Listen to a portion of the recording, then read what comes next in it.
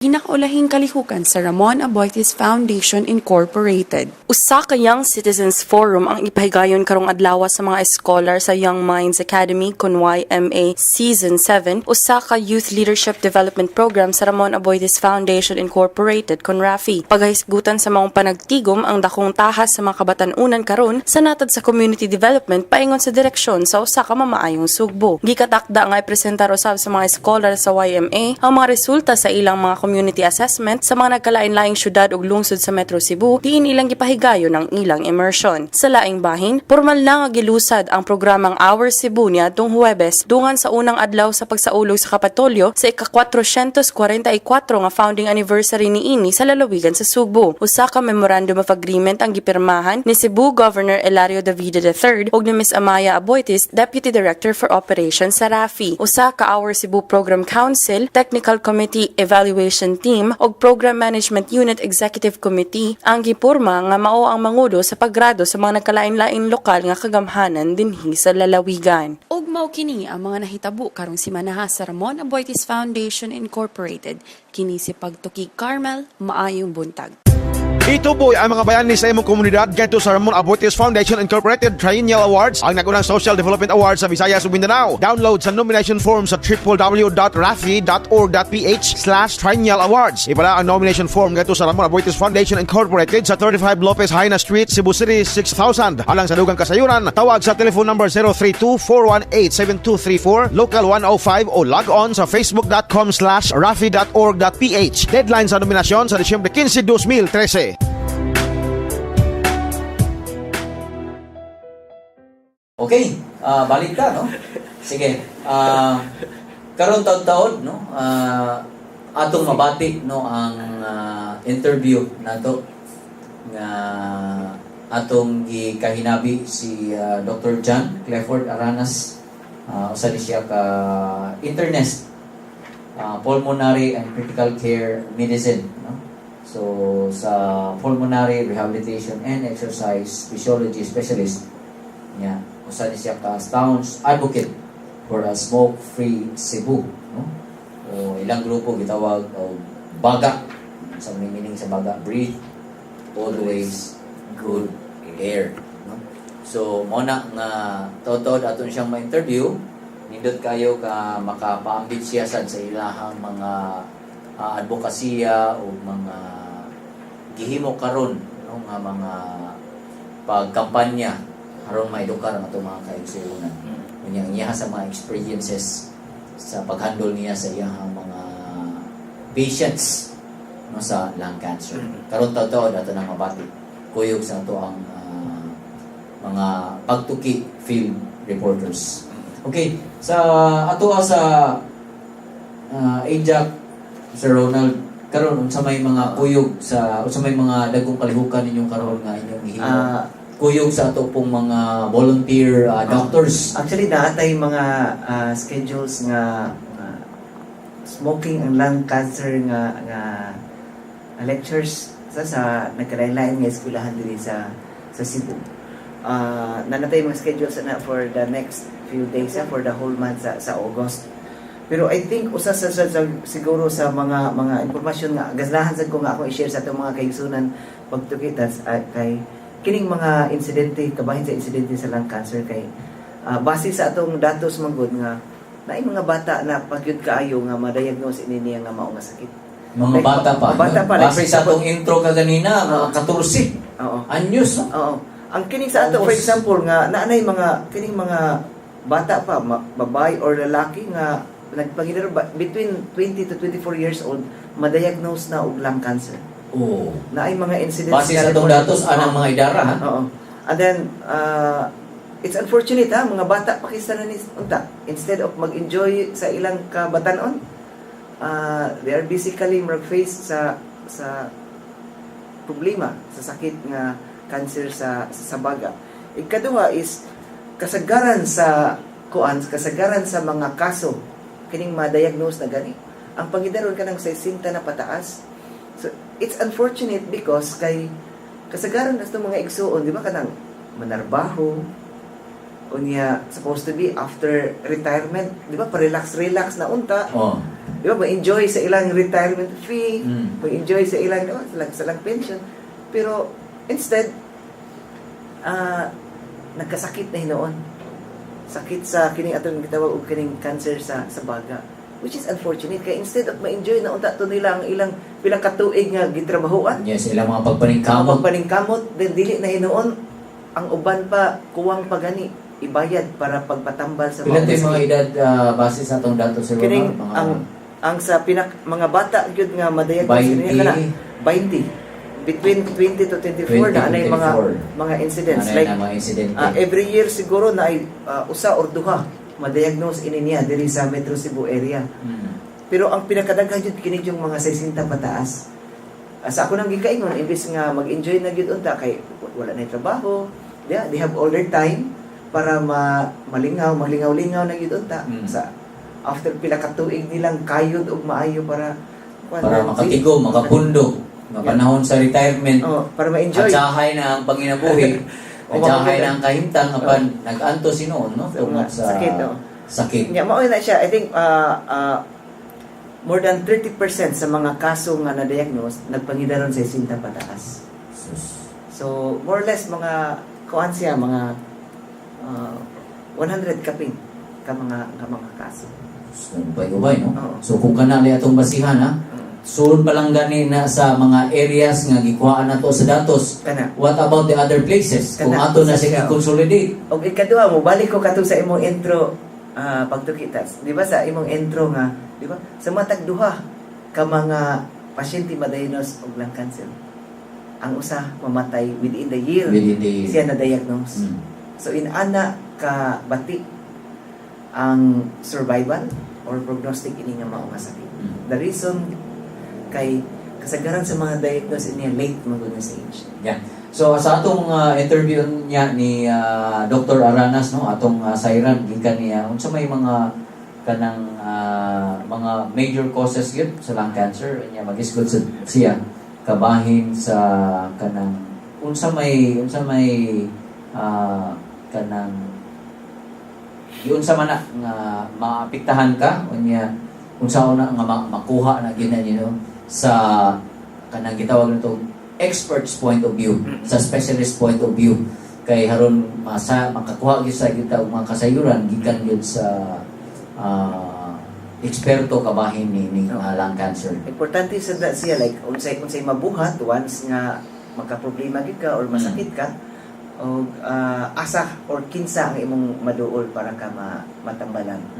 Sir Ronald, sa atong lambigit no sa kuyog sa Department of Health haron masumpo ning sakit ng cancer. Unsa may mga sir sa imong nahibawan?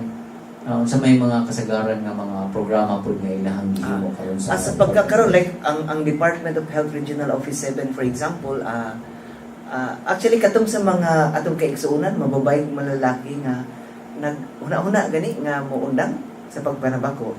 Ang Department of Health Regional Office 7 na sila gitawag og kining smoking cessation nga clinic. So mobisita sila diha sulod sa compound sa DOH Regional Office. And then mangutana lang sila sa guard og asa na ang smoking cessation nga clinic. Kay naa sila usa ka area or usa ka clinic dito designated for men or women nga nagplano nga mo undang sa pagpanabako. Mhm. Ano kini siya nga clinic murag dito murag naa ditoy murag smoking cessation counselor o nya naasan sila ihatag nga mga unsa nga mga paagi, mga giya o unsaon nga mutaas ang posibilidad nga mo successful ang imong pag-undang sa pagpanabako.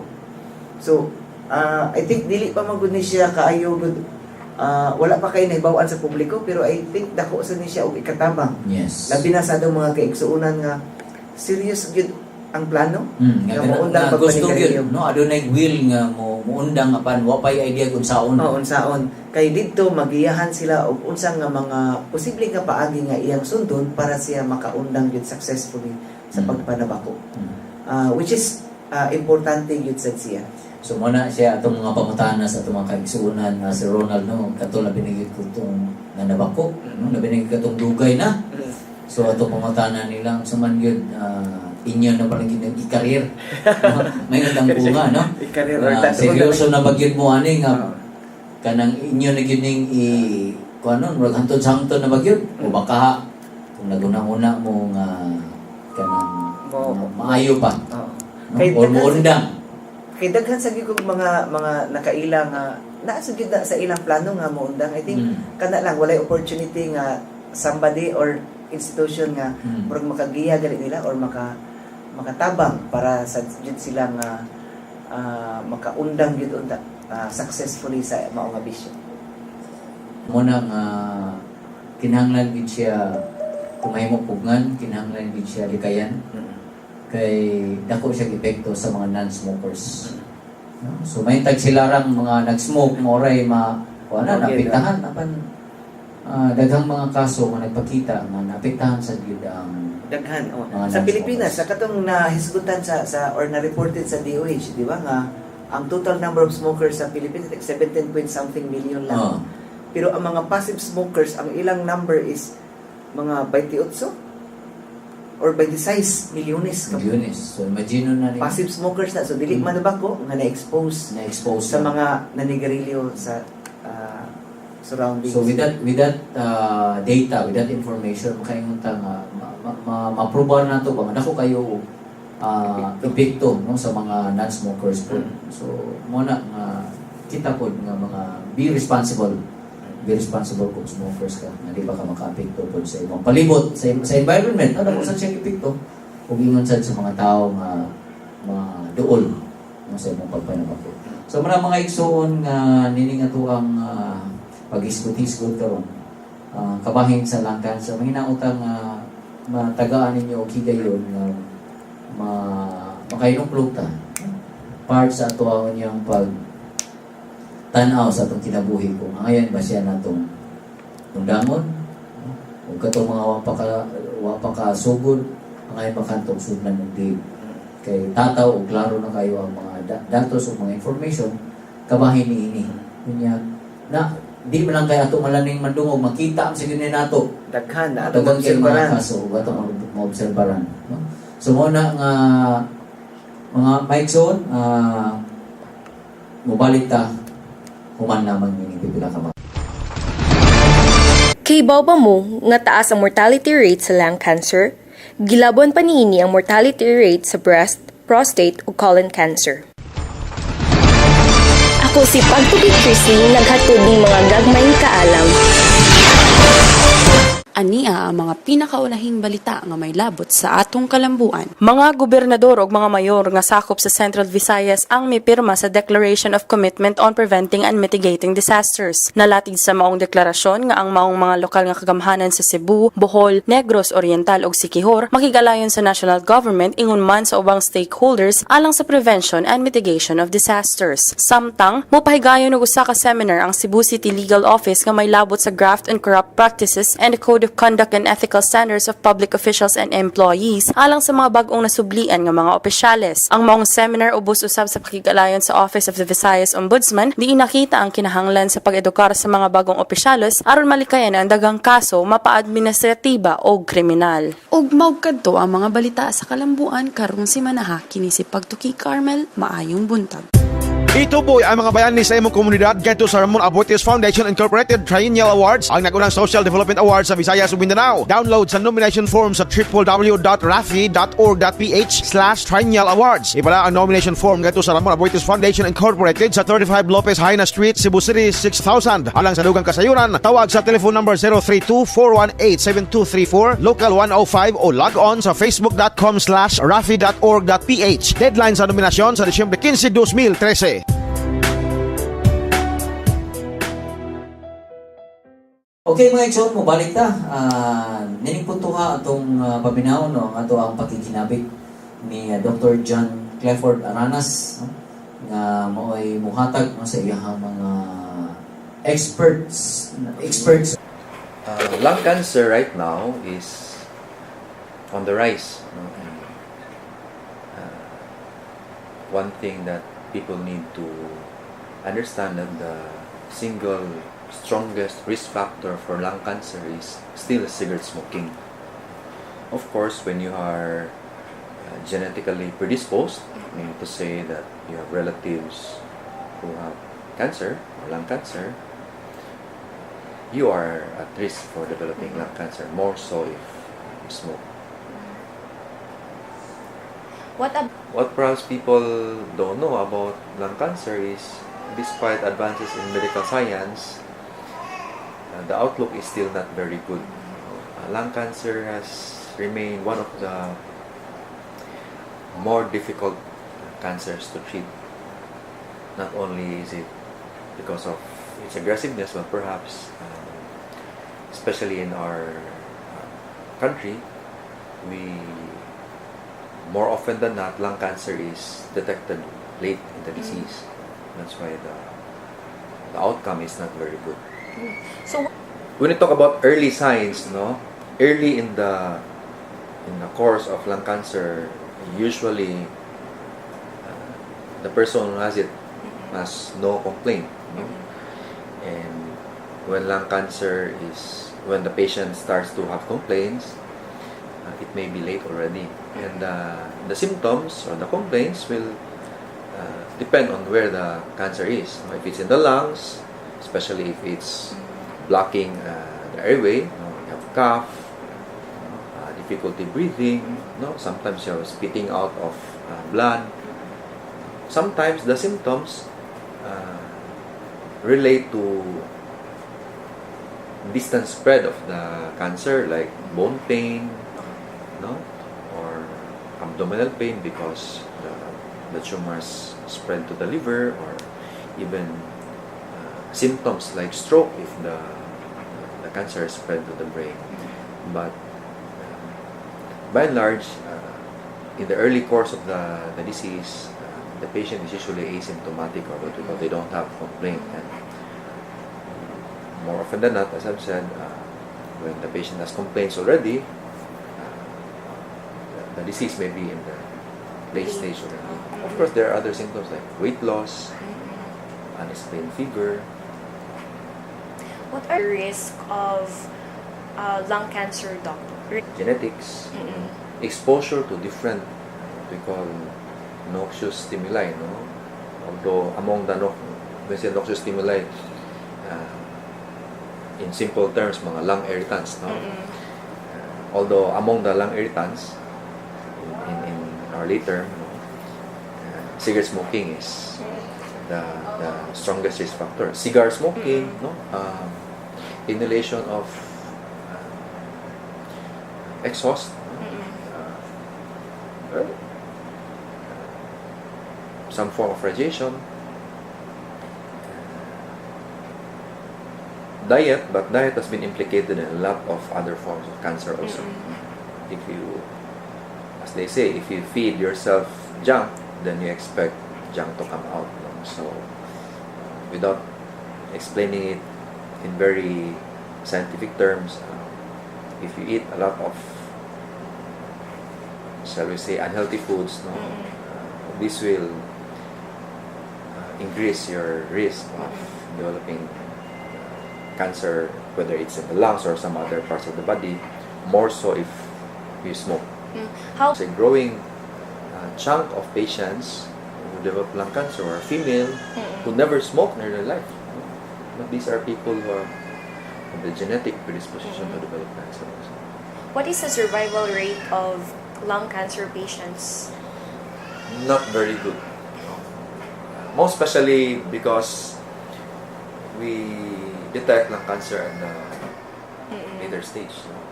So education is of prime importance. I think that early on in the education of a child, it has to be emphasized that we live a healthy lifestyle, we eat properly, we avoid smoking. Well, we hope to make our efforts more visible, like posters. We encourage the other stakeholders, like other health organizations, even the private sector, to discourage cigarette smoking. It's have shown, especially if you read the reports of WHO and other organizations, smoking among the youth is on the rise. It's quite alarming. In the Philippines, I'm sorry I didn't bring my slides with me, no, but cigarette smoking among the youth is on the rise. And if we don't do something about that, then we would expect that more smoking-related diseases, not only lung cancer, will be seen in the near future. If you look at the top 10 reasons of death and sickness in the Philippines, no, you have upper respiratory tract illnesses, pneumonia, infection, no, lung cancer, COPD, what we call chronic obstructive pulmonary disease. We used to call it emphysema or chronic bronchitis. No? Diseases of the heart and the blood vessels. Smoking plays a very important, very strong role in these indices. Among the top 10, 5 of those are somehow related to smoking. So if we can somehow curb the incidence of smoking, then perhaps we can alter the scenario, no, the picture. Something which, because when you say smoking related, it's actually preventable. So smoke, if you're smoking, you quit. If you care for yourself, you quit. If there are people whom you care about around you, then you quit for them if you don't care for yourself. Mao kadto ang inyong nadungog, no, gikan sa atuang bisita, no, sa atong interview ni Dr. John, no, Clifford Aranas, sa mga kasayuran nga iyang gipaambit na to kabahin sa lung cancer. Sir Ronald, ato namang nadungog, no, ang mga gipaambit ni Dr. Clifford. So makaingon gyud ta nga tingali ang pag-awhag na to sa ato ang mga kaigsuonan, no? So kung ikaw mo ay pangayuan ako mensahe ngadto alang sa ato ang mga kaigsuonan, labi na gyud sa mga smokers, unsa may imong ikapadangat nila nga mga mensahe? I think sama sa atong nahisgutan sa kaganina pagtatsa nga ang pinaka-importante gyud siguro sa mga non-smokers, kinahanglan sa gyud sila nga mo assert sa ilang katungod nga di sad sila angayan nga ma-appeal or makuan kining sa mga atong mga kigsuonan nga manabako sa gyud. Ikaduha is kining atong mga kigsuonan nga manabako nga i-consider gid unta atong mga kigsuonan sa nga nasa ilang palibot sa dili pa sila mo kuan kining mo abli or mo dagkot para musugod og panabako. Sa atong mga labi na sa mga batanon, I think pinaka-importante sa atong mga batanon nga especially atong mga high school nga mga batanon, mga igsuonan nga before sila musud ni nga bisyo, kinahanglan gyud nilang naay daghan na nga mga sources of information sa daghan kay mga batanon nato nga magsigidwa-duwa sa internet. So pwede na nilang makita og unsay mga ill effect, unsa ilang makuha sa pagpanabako. Wala gyud dito sa mga reports sa internet or sa web or even sa mga news nga nag-ingon nga naa gyud kaayuhan. Nga nakaayo. O nakaayo ang pagpanigarilyo. pagpanigarilyo. So I suppose kung ilan ang mahibawan, at least maka-aid sa ila pag-decide ba whether pagsugod katong sa mga wa pa nagsugod or nag-una-una pa or pag-undang sa mga katong mga batanon na itong mga kaigsuonan nga nakasugod na kay sa imo nang nahisgutan dili mo kita kabuot ang ato ra ato rang mahatagan sila impormasyon or igo nga kuan kining impormasyon para sa sila maka-decide whether muundang na angayan ang muundang or dili gyud angayan musugod. Sir Ronald, daghang kayong salamat sa imuhang pakiguban na namo karong buntaga unya mahinaot ta nga kining imuhang mga mensahe, no, maka mutuhog ngadto sa atong mga kaigsuonan sila ang pangunauna og sila kasing-kasing niya maka dasig ta nila, no, nga mo undang o baka dili na mo sugod sa pagpanigarilyo. Mga igsoon sa dili patapos tubot isa ko sa pagpasubot ng pipila ka mga pahinumdom, no, ang atong mga episode sa Pagtuki. Available na online. Simple, log on lang sa www.rafi.org.ph kung www.rafi.org.ph ang inyong mabati ang podcast. Kunya, nagpadayon ang search karon, no? Alang sa individual o instruksyon nga nakahimo og maayong positibo nga epekto diha sa kausaban o kalambuan sa ilahang mga lugar. You can nominate your heroes in your community to the 6th Rafi Tranian Awards. Usa ni siya ka Premier Social Development Awards dinhi sa Visayas ug Mindanao. Sa pag-nominate, simple log on lang sa www.rafi.org.ph o baka punta ka si Cathy Margati sa numero 418-7234 Local 105 sa Ramon Abuetis Foundation Incorporated. Maigsoon, wala na kita panahon o dinhi natapos ang atong tulumanon. Sa ngalan sa kong kaubanan sa buhat, si Pagtuki Carmel, si Pagtuki Grizzly, o ngayon man sa kang Ma'am Heidi Palapar, ito ang Program Director, o kang Ma'am Dumi Chua, itong Chief Operating Officer sa Foundation. Sa kinising-kasing ako nagpasalamat sa inyong pag-iuban ka namin. Ang sa sunod simana sa samang takna Andaw Istasyon. Mayong buntag, mga Bisaya.